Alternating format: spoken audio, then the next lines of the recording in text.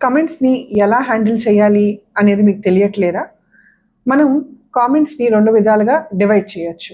ఒకటి positive comments, ఇంకొకటి negative comments. అసలు నెగెటివ్ కామెంట్స్ అంటే ఏంటి?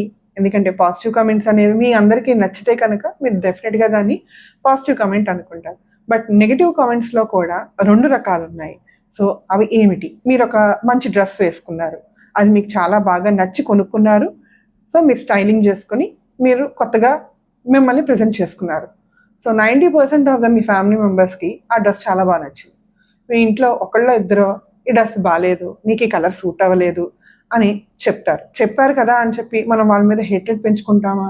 లేదు. ఎందుకంటే వాళ్ళు మన ఫ్యామిలీ మెంబర్సే కాబట్టి, సరే ఈ కలర్ నాకు సూట్ అవ్వలేదని వాళ్ళు చెప్తున్నారు అని ఒక చిన్న పాజిటివ్ ఇంటెంట్తో మీరు తీసుకొని నెక్స్ట్ టైం వేసుకునేటప్పుడో లేకపోతే ఆ డ్రెస్ కలర్ కొనుక్కునేటప్పుడు మీరు ఒకటికి 2 సార్లు మీరు ఆలోచిస్తారు.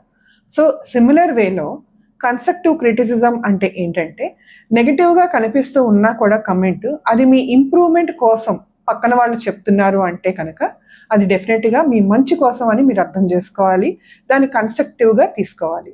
సో నెక్స్ట్ టైం అట్లాంటివి రిపీట్ అవ్వకుండా మీ వీడియోస్లో చూసుకుంటే కనుక డెఫినెట్గా అది మీ ఇంప్రూవ్మెంట్కి అది ఎంతో దోహదపడుతుంది. Then negative comments or destructive comments అంటే ఏంటంటే, ఒక మనిషిని హేళన చేసి ఎంతో నెగిటివ్గా సూటిపోటి మాటలతో వాళ్ళని అనడమో లేకపోతే అన్ఫిల్టర్డ్ లాంగ్వేజ్ని వాడడమో ఇట్లాంటివన్నీ చేసినప్పుడు దాన్ని డిస్ట్రక్టివ్ క్రిటిసిజం అంటారు.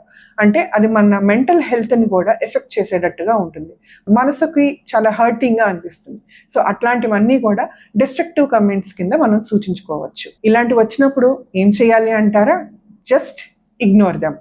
ఎందుకంటే మనం ఒక పని చేసినప్పుడు అందరికీ ఆ పని నచ్చాలి అంటే 100% కుదరదు.